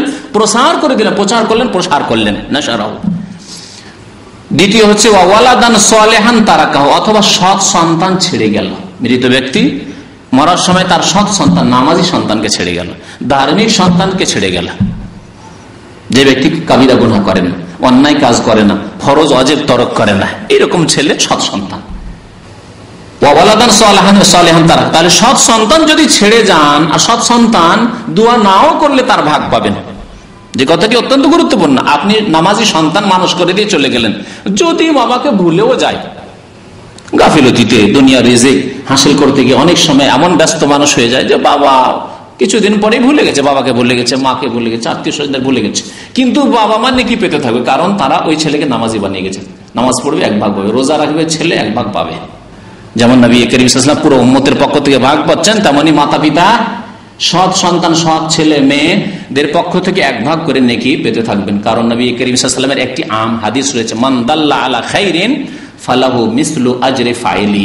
যেই ব্যক্তি কল্যাণের রাস্তা বাতলিয়ে দেবে, দেখিয়ে দেবে, সেই ব্যক্তি, যে ব্যক্তি কর্তা কর্ম করলো, তার মতো নেকি পেতে থাকবে।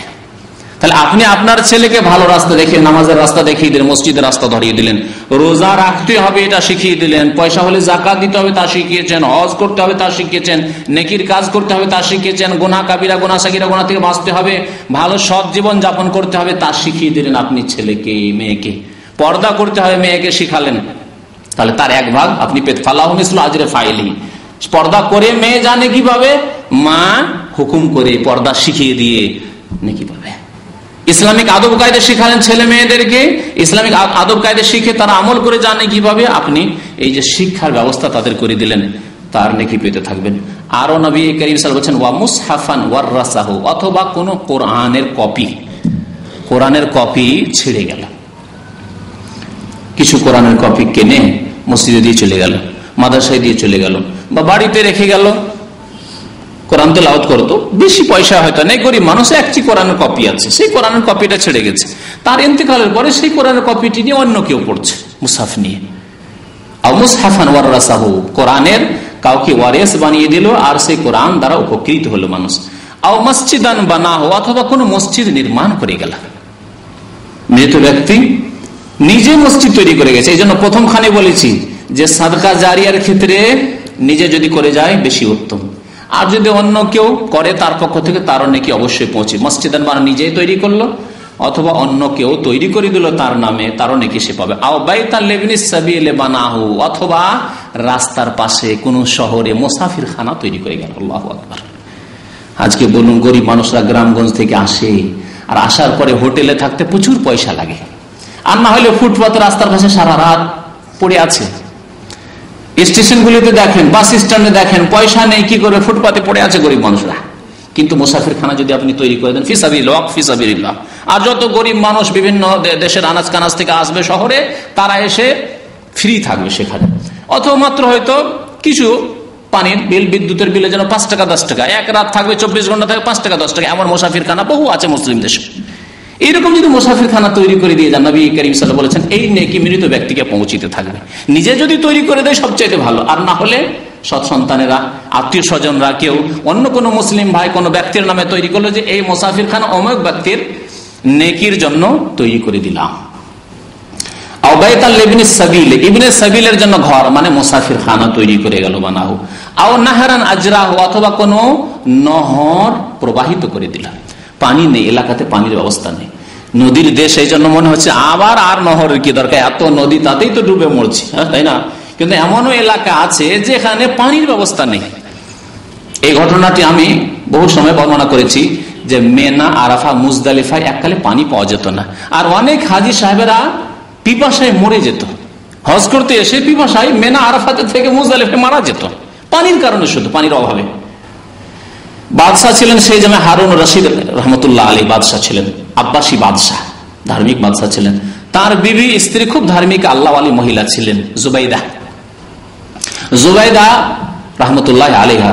তিনি স্বপ্নে দেখলেন, একটি খারাপ স্বপ্ন, বাহ্যিক খুব খারাপ স্বপ্ন। অনেক সময় যেন স্বপ্ন খারাপ হলেও তার বিবরণ যে খারাপ হবে জরুরি নয়। বিবরণ ব্যক্তি বিশেষ, হয়তো বাহ্যিক স্বপ্ন খারাপ কিন্তু বিবরণ সুন্দর হইতে পারে। আর অনেক সময় বাহ্যিক স্বপ্ন খুব সুন্দর কিন্তু ভিতরে হয়তো তার বিবরণ হয়তো খারাপ আছে, হতে পারে। সে যেন স্বপ্নের বিবরণ দেওয়া অত সহজ কাজ নয়। তো সেই যুগ ছিল তাবেঈনদের যুগ। আর সেই সময় পৃথিবীর সবচেয়ে বিখ্যাত খাব বা স্বপ্নের বিবরণ দাতা ইবনে সিরিন, মোহাম্মদ বিন সিরিন তাবেঈ, তিনি বেঁচে ছিলেন, অদ্বিতীয়। তার মতো কোন খাব স্বপ্নের বিবরণ দাতা আর কেউ জন্মায়নি। মোহাম্মদ বিন সিরিন বেঁচে ছিলেন। জুবাইদা রহমতুল্লাহ আলাইহি রাত্রে স্বপ্ন দেখছেন বাদশার বিবি যে বহু লোক আসছে, আসার পরে জিনা করে চলে যাচ্ছে। সকাল হওয়ার পরে খুব কাঁদাকাটি শুরু করেছেন, আর খুব তিনি ভেঙে পড়েছেন দুশ্চিন্তায় যে এমন খারাপ স্বপ্ন কেন দেখলাম। তার একজন গোলাম ছিল, গোলামকে বললো, দেখো একটি ঘটনা বলছি, আর বলবে না, তুমি সহজে বলবে না, যাও ইবনে সিরিনের কাছে যাও, আর যাওয়ার পরে জিজ্ঞেস করো যে একজন মহিলা এরকম স্বপ্ন দেখেছে, এর বিবরণ কি। ইবনে সিরিন রহমতুল্লাহ আলাইহির দরবারে সেই গোলাম চাকর গেল, যাওয়ার পরে জিজ্ঞাসা করলো যে একজন মহিলা স্বপ্ন দেখছে যে বহু লোক আসছে, আর আসার পরে জেনা করছে আর চলে যাচ্ছে, একে একে জেনা করছে আর চলে যাচ্ছে, এর বিবরণের তাবির কি হতে পারে। ইবনে সিরিন রহমতুল্লাহ আলাইহি জিজ্ঞাসা করলে, এই স্বপ্ন কে দেখেছে তোমাকে বলতে হবে। বলছে, হুজুর এই স্বপ্ন তো বলতে নিষেধ করা হয়েছে, কে, কিন্তু আমাকে পাঠানো হয়েছে যে জিজ্ঞাসা করি তুমি চলে আসে। বলছেন, না, এই স্বপ্ন সাধারণ কোন মহিলা দেখেনি, বিশেষ কোন মহিলা দেখেছে, তোমাকে বলতে হবে। হুজুর আমি হচ্ছি গোলাম বাদশাহ হারুন রশিদের বাড়ির গোলাম, বাদশাহ হারুন রশিদের বেগম জুবাইদা, তিনি এই স্বপ্ন দেখেছেন। ইবনে সিরিন রাহমাতুল্লাহ আলাইহি বললেন, এই স্বপ্নের বিবরণ হচ্ছে যে এই জুবাইদার দ্বারা আল্লাহ রাব্বুল আলামিন এমন এক খেদমত নেবেন, যেই খেদমত থেকে অসংখ্য মানুষ উপকৃত হতে থাকবে। তারপরে জুবাইদা রাহমাতুল্লাহ আলাইহির মনে এই চাহিদা হলো যে কি খেদমত করি। দেখলেন যে মক্কা, মদিনা, আরাফা, মিনা, মুজদালিফা বহু হাজি এসে পানির অভাবে মারা যান হজের মৌসুমে। তখন তিনি বললেন যে একটি নহর আমি খনন করে দিই। তায়েফ থেকে এই নহর, তায়েফ যেহেতু পানির এলাকা, তায়েফ থেকে এই নহর গিয়েছে মেনা, মুজদালিফা, আরাফা হয়ে। এই নহর দীর্ঘদিন ধরে এই নহর চালু থেকেছে, যতদিন পর্যন্ত এই যে নতুন পদ্ধতিতে পানির ব্যবস্থা হয়নি। এই নহর দিয়ে, এই নহরের নাম হচ্ছে নাহরে জুবাইদা, জুবাইদার নহর। যে নহর থেকে বহু লক্ষ লক্ষ হাজি, কোটি কোটি হাজি হয়তো উপকৃত হয়েছে। তো নবী করিম সাল্লাল্লাহু আলাইহি ওয়াসাল্লাম কি বলেছে, আও নাহরান আজরাহু, যেখানে পানির অভাব রয়েছে সেখানে পানির জন্য নহর খনন করে দেওয়া। জি, আও সাদাকাতান আখরাজাহা মিন মালিহি ফি সিহহাতিহি ওয়া হায়াতিহি, অথবা এমন দান খায়রাত যা তার সুস্থতার অবস্থায় এবং তার জীবদ্দশায় নিজেই সাদকা করলো। তাহলে বোঝা গেল যে সাদকার ক্ষেত্রে অপরের উপর আশা না করে, আমার ছেলে মেয়েরা সাদকা খায়রাত করবে, তাদের জন্য তাই ইনকাম করে রেখে গেলাম, এইরকম কাজ করতে নেই। নবী সাল্লাল্লাহু আলাইহি ওয়াসাল্লাম কি বলছেন, আখরাজাহা মিন মালিহি, নিজের ধন সম্পদ থেকে নিজেই সাদকা করলো। আবার কোন সময় ফি সিহহাতিহি, সুস্থতার অবস্থায়। সুস্থতার অবস্থায় কেন বলেন নবী করিম সাল্লাল্লাহু আলাইহি ওয়াসাল্লাম? এই জন্য বললেন যে মানুষ যখন অসুস্থ হয়ে পড়ে তখন আর ধন টাকা পয়সার উপর মায়া মমতা থাকে না, তখন তার মরণ চোখের সামনে নজরে আসে। আর কি করবে এত টাকা পয়সা রেখে? আর বিশেষ করে ছেলে মেয়ে যদি খারাপ আচরণ হয়, বদ আখলাক হয়, যদি ছেলে মেয়ে ভালো না হয়, মাতা পিতার সেবা না করে, তখন অসন্তুষ্ট হয়ে সব দান করে দেবো। যাও, সব টাকা পয়সা আমি মসজিদে দান করে দিলাম, ডাকো তো মসজিদের মুতাওয়াল্লিকে ডাকো, সব জমি জায়গা আমি মসজিদে লিখে দিয়ে দেবো, মাদ্রাসায় সব লিখে দিয়ে দেবো। এইরকম কাজ অনেকেই করে। তাহলে অসুস্থ অবস্থায় দান করা স্বাভাবিক, বহু লোকের দ্বারা হইতে পারে। কিন্তু সুস্থতায়, যৌবনের কালে এখন অনেক আশা আকাঙ্ক্ষা আছে। এখন তো ছেলে মেয়ে হয়নি রে বাবা, ছেলে মেয়ে হবে, তাদেরকে পড়াশোনা করাইতে হবে, তাদেরকে ঘর তৈরি করে দিতে হবে, এক একটা ছেলে কিন্তু এক একটা করে ঘর তৈরি করে দিতে হবে, তাদের জন্য কিছু জমি জায়গার ব্যবস্থা করতে হবে, ইত্যাদি ইত্যাদি। নিজেই বেঁচে থাকবো, নিজেই কতকাল থাকবো, খেতে হবে, অনেক টাকা পয়সার প্রয়োজন। ওই সময় টাকা পয়সার মায়া মমতা না করে দান করা, ফি সিহহাতিহি, সুস্থতার অবস্থায়, ওয়া হায়াতেহি নিজের জীবদ্দশায় দান করা, এই সব দান যদি কোনো মানুষ করে যায় বা তার পক্ষ থেকে করা হয়, ইয়ালহাকুহু মিন বাদে মওতিহি, তাহলে তার মৃত্যুর পরে এই নেকিগুলি তার কাছে পৌঁছবে। নবী করিম সাল্লাল্লাহু আলাইহি ওয়াসাল্লামের এই মর্মে বেশ কিছু যে হাদিসগুলি ছিল আপনাদেরকে শোনালাম। সাদকা সম্পর্কে নবী করিম আরেকটি হাদিস বর্ণনা করেছেন, বুখারী মুসলিম শরীফে রয়েছে। আয়েশা রাদিয়াল্লাহু তাআলা আনহা উম্মুল মুমিনিন বর্ণনা করেছেন, আন্না রাজুলান ক্বালা লিন নবী সাল্লাল্লাহু আলাইহি ওয়াসাল্লাম, একজন লোক আসলো নবী সাল্লাল্লাহু আলাইহি ওয়াসাল্লামের দরবারে। আসার পরে বলল, ইন্না উম্মি উফতুতিলাত নাফসাহা, আমার মা হঠাৎ করে মারা গেছে, আকস্মিক মওতে মারা গেছে। ওয়া আযুন্নুহা লাউ তাকাল্লামাত তাসাদ্দাকাত, আর আমার ধারণা বিশ্বাস যে তিনি যদি শেষ সময়ে কথা বলতে পারতেন তাহলে অনেক কিছু দান করতেন অথবা ওসিয়ত করতেন, আমাদেরকে বলতেন দান করার জন্য, কিন্তু আমাদের সাথে কথা বলতে পারেন, হঠাৎ করে মারা গেছে। ফাহাল্লাহা আজরুন ইন তাসাদ্দাকতু আনহা, তাহলে তিনি কি নেকি পাবেন যদি আমরা তার পক্ষ থেকে দান খায়রাত করি, সাদকা করি? নেকি পাবেন? নেকি কি পৌঁছিবে মৃত ব্যক্তির কাছে? কাল নবী কারীম বলেন, নাম, হ্যাঁ অবশ্যই নেকি পৌঁছিবে। তাহলে বোঝা গেল যে নিজে যদি দান না করেও যেতে পারে, অন্যরা যদি কোনো মৃত ব্যক্তির পক্ষ থেকে দান করে, ছেলে হোক বা অন্য কেউ হোক, তাহলে ইনশাআল্লাহ তাআলা সেই নেকি পৌঁছিবে। আরেকটি নেকির রাস্তা বলি শেষ এই দিয়ে, আরেকটি নেকির রাস্তা, তা হচ্ছে মৃত ব্যক্তির মান্যত যদি থাকে, কোনো মান্যত, তাহলে মান্যত পুরা করা। মৃত ব্যক্তি নিজে পুরো করার সময় পাননি কিন্তু মান্যত করেছিলেন, তাহলে সেই মান্যত যারা ওয়ারেসিন রয়েছেন, উত্তরাধিকারী রয়েছেন, তারা পূরণ করবেন। বা কোনো মুসলিম ভাই, কোনো আত্মীয়, হয়তো আপনি ওয়ারেস নন কিন্তু আত্মীয়, যেমন আপনার খালা, আপনার খালার ধন সম্পদ আপনি পাবেন না, তার ছেলেরা আছে, হয়তো মেয়েরা আছে, তারা পেয়ে যাবে, তার স্বামী আছে, তারা পাবে, আপনি তো পাচ্ছেন না, কিন্তু খালার মান্যত ছিল আমি জানি, আর তারা, তার ছেলেরা ভালো না, তো আমি করে দেবো। আমার ফুফু ছিল, ফুফুর পক্ষ থেকে করে দেবো।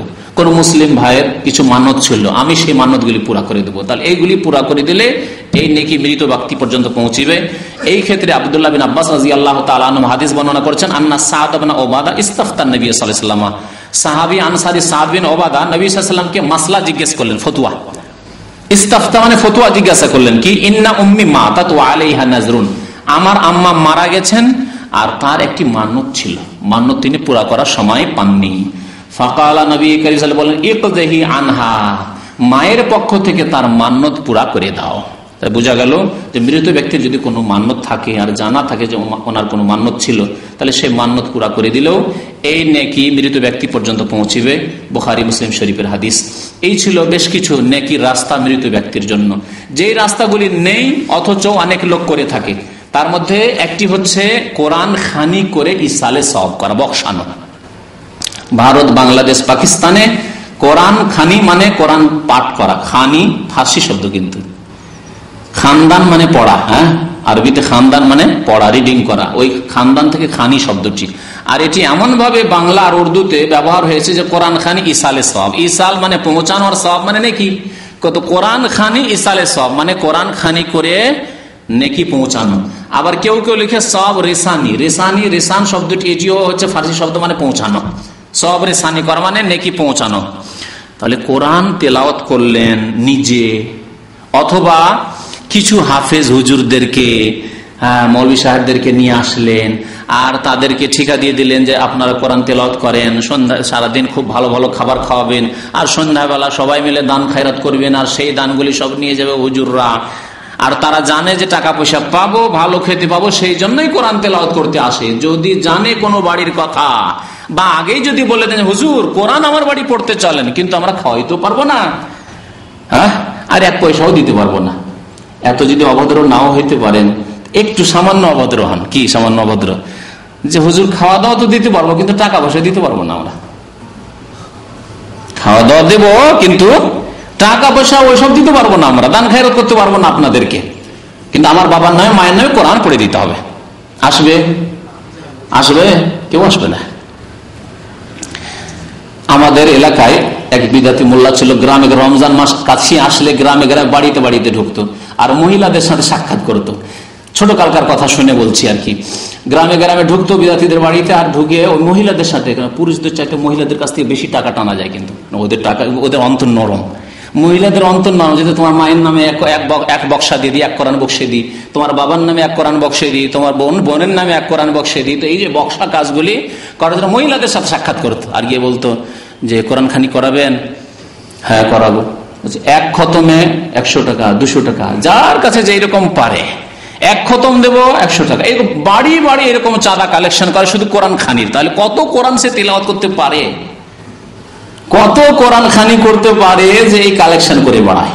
আর টাকার বিনিময়ে আল্লাহ রাব্বুল আলামিন কোরআনে কারীমে ইরশাদ করেছে, ওয়ালা তাশতারু বিআয়াতি সামানান কালিলা, অল্প মূল্যের বিনিময়ে আমার আয়াতকে বিক্রি করিও না। টাকা পয়সা দিয়ে কোরআনের তেলাওয়াত বিক্রি করবেন? যে কোরআনের তেলাওয়াত ইবাদত, যেমন নামাজ পড়া ইবাদত, কোরআনের তেলাওয়াত ইবাদত। একটি অক্ষর তেলাওয়াত করলে কত নেকি? 10 নেকি। এই ব্যক্তি, যে ব্যক্তি ভাড়াইটা তেলাওয়াত করতে গেল, সে নেকির জন্য তেলাওয়াত করতে গেল না পয়সার জন্য? পয়সার জন্য। তাহলে আতাস্তাবদিলুনা আল্লাযী হুয়া আদনা বিল্লাযী হুয়া খায়র। আল্লাহ কোরআনে বলছেন যে কল্যাণকর বস্তুর বিনিময়ে তোমরা নিকৃষ্ট বস্তু ক্রয় করে নিচ্ছ। ইহুদিদের আচরণ এটি। ইহুদিরাকে বলেছিল আল্লাহ রাব্বুল আলামিন যে তোমরা কুলু হিত্তাতুন, তোমরা বলো আল্লাহ আমাদেরকে মাফ করে দাও, গুনাহগুলিকে মার্জনা করে দাও। হিত্তাতুন নাগফির লাকুম খাতায়াকুম ওয়া সানাজিদুল মুহসিনিন। সূরা বাকারা আল্লাহ রাব্বুল ইহুদিদের কথা বর্ণনা করেছেন, তোমরা যখন একটি শহরে বিজয়ের পরে তারা ঢুকবে, শহরে যখন ঢুকবে তখন তোমরা বলে হিত্তাতুন, আল্লাহ আমাদেরকে মাফ করে দাও। হিত্তাতুন না বলে, ইহুদি জাতি খুব বদমাইশ জাতি, প্রাচীন যুগ থেকে এই ইসরায়েলি জাতি। এই ইসরায়েলি জাতি যখন শহরে ঢুকলো তখন আর হিত্তাতুন কেন বলবে? আল্লাহর মাফ চায় না, তার বলছে হিনতাতুন। হিনতাতুন হিত্তাতুন না বলে কি বলেছিল? হিনতাতুন মানে গম। হিনতাতুন মানে গম। আল্লাহ বললেন যে এই নিকৃষ্ট গম চাও তুমি নেকির বিনিময়ে আর গুনহার মার্জনার বিনিময়ে। এত সুন্দর গুনহার মার্জনার কথা আল্লাহ তোমাদের শিখাচ্ছেন, আর গুনহার মাফ তোমরা চাও না। তোমার হিনতাতুন, হিনতাতুন বলার উদ্দেশ্য শুধু তাদের গম চাওয়া নাই, তাদের উদ্দেশ্য হলো ঠাট্টা মজাক করা। অনেকে আছে অনেক কিছু নিয়ে ঠাট্টা মজাক করে না, ভাষাকে বিকৃত করে, কথা বিকৃত করে। এই ছিল তাদের বদ আচরণ। তো কোরআন তিলাওয়াত হচ্ছে ইবাদত, যেমন নামাজ ইবাদত। তাহলে ইবাদত করতে হবে আল্লাহর সন্তুষ্টির জন্য এবং নবী করিম সাল্লাল্লাহু আলাইহি ওয়াসাল্লামের তরিকায় করতে হবে।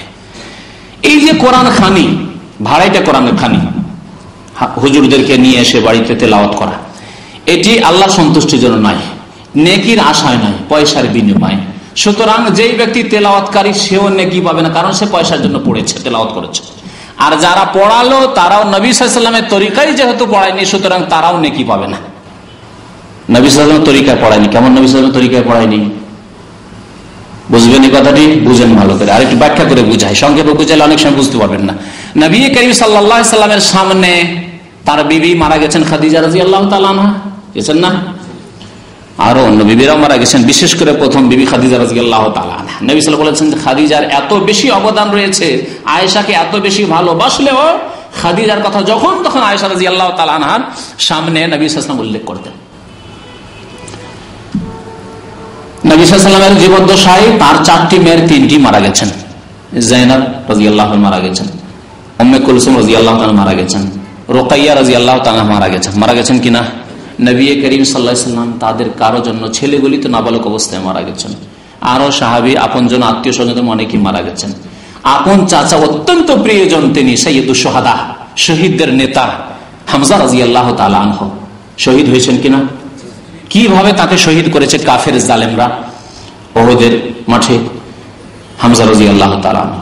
তাদের কারো জন্য নবী করিম নিজে কোরআন খানি করেছেন, মানে কোরআন তেলাওয়াত করে আল্লাহ এই কোরআনের নেকি 1 পারা 2 পারা 5 পারা পড়লাম, এই নেকিটা বক্সে দাও আল্লাহ, তুমি পৌঁছে দাও আমার চাচাকে, পৌঁছে দাও আমার প্রিয়তমা বিবি খাদিজাকে, পৌঁছে দাও আমার মেয়েদেরকে, বলেছেন? কোন প্রমাণ আছে? না। সাহাবারা কেউ কারো জন্য কোরআন খানি করেছেন? করেননি। সাহাবায়ে কেরাম, তাবেঈন, তাবা তাবেঈন, তারা কেউ করেননি। এই ক্ষেত্রে ইমাম আবু হানিফা রাহমাতুল্লাহ আলাইহি বড় শক্ত, কিন্তু অথচ ভারত, বাংলাদেশ, পাকিস্তানে হানাফিরা এই কোরআন খানি করায়। ইমাম আবু হানিফা রাহমাতুল্লাহ আলাইহির ফতোয়া খুব শক্ত। তিনি বলছেন এইরকম ভাড়া করে কোরআন পড়লে যে ব্যক্তি কোরআন পড়বে সেও নেকি পাবে না, যে কথাটি আমি বললাম, আর যার জন্য পড়া হবে সেও নেকি পাবে না। কারণ যে কোরআন পড়েছে সে পয়সার জন্য পড়েছে ভাড়াই এসে, আর যার জন্য পড়া হয়েছে এই জন্য নেকি পাবে না, যে এটি নবী সাল্লাল্লাহু আলাইহি ওয়াসাল্লামের তরিকা নাই। মৃত ব্যক্তিকে নেকি পৌঁছানোর জন্য নবী করিম সাল্লাল্লাহু আলাইহি ওয়াসাল্লাম দৈহিক ইবাদত করেননি, যেমন নামাজ পড়েননি তেমন কোরআনও তেলাওয়াত করেননি। একটি কথা বললাম যে দৈহিক ইবাদত, দৈহিক ইবাদত দিয়ে মৃত ব্যক্তিকে নেকি পৌঁছানোর প্রমাণ নেই। দৈহিক ইবাদত যেমন নামাজ, 2-4 রাকাত 6 রাকাত নামাজ পড়লেন আর বললেন আল্লাহ এই 4 রাকাত 6 রাকাত 8 রাকাত নামাজের নেকি আমার বাবাকে পৌঁছে দাও, ইসালে সওয়াব করলেন, হবে? কারণ দৈহিক ইবাদত, এর প্রমাণ নেই। ওইরকমই রোজা কারো যদি কাজা থেকে যায় আর মারা যান, তাহলে কাজা করার প্রমাণ আছে, কিন্তু অতিরিক্ত আপনি নফল রোজা রাখবেন। আল্লাহ এই 10টি নফল রোজা রাখলাম, এই 6 শাওয়াল মাসে 6 দিন রোজা রাখলাম, আল্লাহ এই রোজার নেকিটুকু আমার বাবা মরা বাবার কাছে পৌঁছে দাও, আমার মায়ের কাছে পৌঁছে দাও, আমার দাদার জন্য আমি করলাম, হবে? দৈহিক ইবাদত হবে না। আর্থিক ইবাদতের প্রমাণ আছে, যা হাদিস পড়ে শোনালাম, সাদাকার কথা প্রমাণ আছে। হজ আর্থিক ইবাদত, দৈহিকের সাথে সাথে হজের প্রমাণ আছে, উমরার প্রমাণ আছে, মসজিদ নির্মাণ করে দেন প্রমাণ আছে, যে কোনো দিনের খেদমত, আর্থিক খেদমত করেন, তা দিয়ে মৃত ব্যক্তিকে নেকি পৌঁছান, তার প্রমাণ আছে। আর নিজেরা যদি কেউ তেলাওয়াত করে, আবার কেউ এইরকম ফতোয়া দিয়ে থাকে আমাদের দেশে, যারা একটু হালকা ভুল করে, কিন্তু হালকা ভুল তাদের, কি বড় ধরনের ওইরকম বিদাত নাই, তারা নিজেরা তেলাওয়াত করে, আর তেলাওয়াত করার পরে ভাড়া করে নিয়ে আসে না, হুজুরদেরকে ডেকে ডুকে নিয়ে আসে না, কোনো নির্দিষ্ট দিনে নিয়ে আসে না, কিন্তু নিজেরা তেলাওয়াত করে। তেলাওয়াত করার পরে আল্লাহ এই যে তেলাওয়াত করলাম 2-4-5 পারা, এটি আমার মরা বাবার জন্য আমি তেলাওয়াত করলাম, আল্লাহ তার কাছে এই নেকিটুকু পৌঁছে দাও, বক্সে দেয়। আবার আমাদের কিতাব, ধর্মীয় কিতাবগুলিতে বক্সে দেওয়ার তরিকাও লিখে দিয়েছে, যে আপনি কোরআন তেলাওয়াত করেন, তারপর আগে পরে কিছু দুরূদ শরীফ পড়েন, এই কুলগুলি পড়েন ইত্যাদি, সূরা ফাতিহা 11 বার বা মুক্তমুখ পড়েন, আর পড়ার পরে বলেন আল্লাহ যা নেকি করলাম, এই নেকিটুকু, এই কোরআন তেলাওয়াতটুকু আমার মৃত বাবার রুহের মাগফিরাতের জন্য, মার্জনার জন্য আমি দিয়ে দিলাম, দান করে দিলাম, বক্সে দিলাম। বক্সে দেওয়া মানে বকশিশ থেকে, মানে দান করে দেওয়া। এসব বিদাতি তরিকা নবী করিম সাল্লাল্লাহু আলাইহি ওয়াসাল্লাম করেননি, তার সাহাবায়ে কেরামরা করেননি, তাবেঈনরা করেননি। সুতরাং এইটি তরিকা সালাফে সালেহিন তরিকা নয়, নবী করিম সাল্লাল্লাহু আলাইহি ওয়াসাল্লামের তরিকা নয়। এই তরিকা ধরবেন না, যে তরিকা বলা হলো সেই তরিকা ধরবেন। যে বিদাতগুলি করা হয় তার মধ্যে একটি বিদাত হচ্ছে মৃত ব্যক্তির নামে খাবার দাবার ব্যবস্থা করা, জিয়াফতের ব্যবস্থা করা। আর এই ক্ষেত্রে দিন ধরে 3 দিনে, 10 দিনে, 11 দিনে অথবা 40 দিনে, এই সবগুলি হিন্দুদের থেকে এসছে। হিন্দুদের মধ্যে আজকেও মৃত্যুর দিন থেকে শুরু করে অতক্ষণ পর্যন্ত তাদের মরদেহ উঠবে না যতক্ষণ তারা ভোজ ভান্ডার করে খেয়ে না নেবে, তারপরে তারা যাবে তাদের ক্রিয়াকর্ম করতে। তো এগুলি হচ্ছে হিন্দুদের থেকে এসছে। এমনকি আরব ওলামারা লিখেছেন যে 40 দিনে মৃতের নামে যে 40 দিনে কিছু কাজকর্ম করা, আমল করে নেকি পৌঁছানো, এটি খুব প্রাচীন ইতিহাস, ফেরাউনের যুগের ইতিহাস। আরব ওলামারা লিখেছে ফেরাউনের যুগের ইতিহাস হয়তো ভারতে পৌঁছেছে হিন্দুদের কাছে। কেন? হিন্দুদের সম্পর্কে বলা হচ্ছে যে হিন্দুদের পূর্বপুরুষ আর্যরা এই প্যালেস্টাইন এলাকায় অথবা ইরাক থেকে গিয়েছে, ব্যাবিলন থেকে, এসব এলাকা থেকে গেছে। সুতরাং এরাও এই সব বাতিল ধর্ম, ফেরাউনি ধর্মগুলিকে ভারতে নিয়ে গেছে আর্যরা, আর নিয়ে যাওয়ার পরে হিন্দুদেরকে শিখিয়েছে মৃত্যুর নামে 40 দিনে অমুক দিনে তমুক দিনে করতে হয়। এই জন্য আরব ওলামারা লিখেছেন 40 দিনের ইতিহাস ওই ফেরাউনি যুগের ইতিহাস। ফেরাউনের যুগে কাফিররা, ফেরাউনিরা, ফেরাউনের অনুসারীরা মৃত ব্যক্তির নামে কিছু কাজকর্ম করত, আর মনে করতো যে এগুলি তার হক আদায়, তার হক বা অধিকারের অন্তর্ভুক্ত। তো এই মৃতের নামে খাবার, এটি এক বিদাত। নবী করিম সাল্লাল্লাহু আলাইহি সাল্লামের সাহাবারা বলছেন যে আমরা নবী করিম সাল্লাল্লাহু আলাইহি সাল্লামের জামানায় যে বদ্দশায় মাইয়েতের নামে খাবার তৈরি করে গরিব মিসকিনকে খাওয়ানো, ভোজ ভান্ডার করা, লোকজনকে খাওয়ানোকে নাউদ্দোহা মিনান নিয়াহা, রোদনের অন্তর্ভুক্ত মনে করতাম, রোদনের শামিল মনে করতাম। অর্থাৎ রোদন করা যেমন হারাম, কোন মৃত ব্যক্তির নামে খুব কাঁদাকাটি করা, চিৎকার করে বয়ান করে যেমন হারাম, ঠিক তেমন এটিকে হারাম এবং জাহিলি যুগের কুপ্রথা মনে করতাম। জাহিলি যুগে ভাড়া করে কাঁদতে নিয়ে আসা হইতো, জানেন কিনা?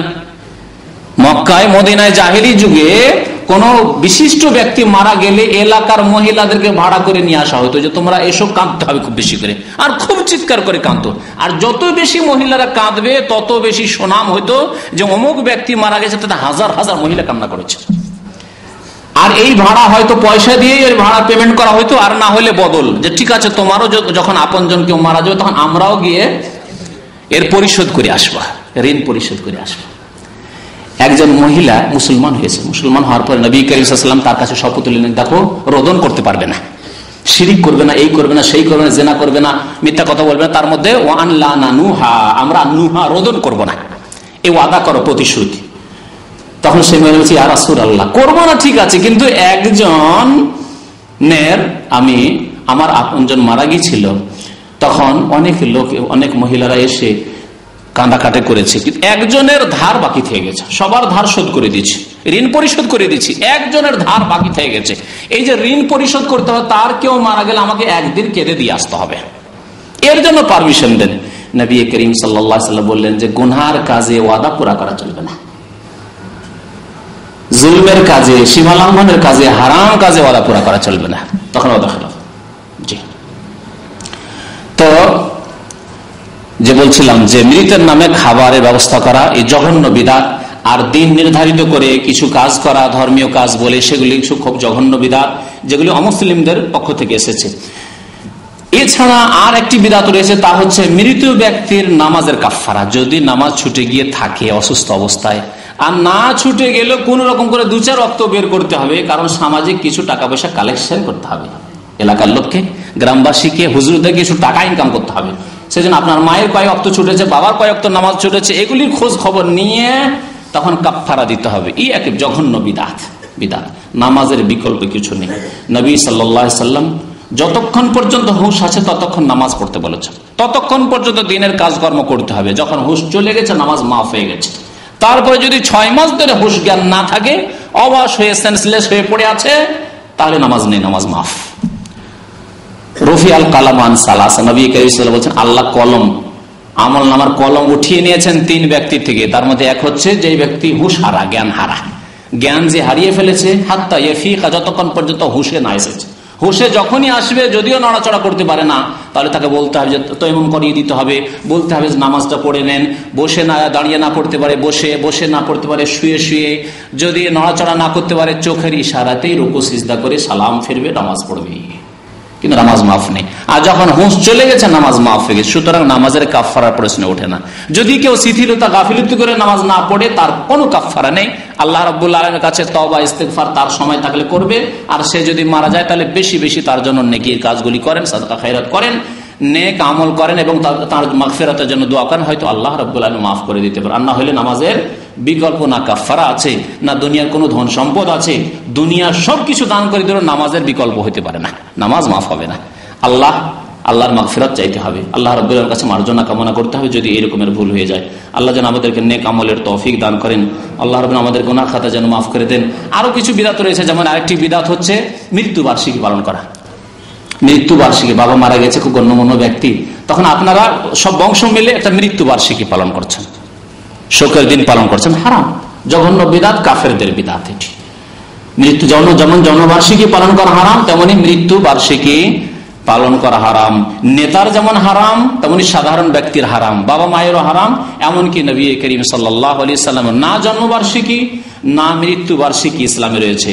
সুতরাং এসব থেকে তওবা করতে হবে এবং নবী করিম সাল্লাল্লাহু আলাইহি ওয়াসাল্লামের তরিকা আমাদেরকে জীবনযাপন করতে হবে, আর নেক আমল করতে হবে আল্লাহ রাব্বুল আলামিনের জন্য আর নবী করিম সাল্লাল্লাহু আলাইহি ওয়াসাল্লামের তরিকায়। আল্লাহ যেন আমাদেরকে নেক আমলের তৌফিক দান করেন, আল্লাহ যেন আমাদের গুনাহ খাতা মাফ করে দেন, আমাদেরকে ভালো আমল করার জন্য তৌফিক দান করেন, শিরক বিদআত থেকে আল্লাহ রাব্বুল আলামিন আমাদেরকে বেঁচে থাকার জন্য তৌফিক দান করেন, নবী সাল্লাল্লাহু আলাইহি ওয়াসাল্লামের সুন্নাতের উপর আমাদেরকে হায়াত কাটাবার যেন তৌফিক দান করেন, জীবন যাপনে যেন তৌফিক দান করেন এবং তার উপরে আমাদেরকে মৃত্যু যেন দান করেন, আর তার সুন্নাতের উপর যেন আমাদেরকে আল্লাহ রাব্বুল আলামিন কাল কিয়ামতে ওঠান।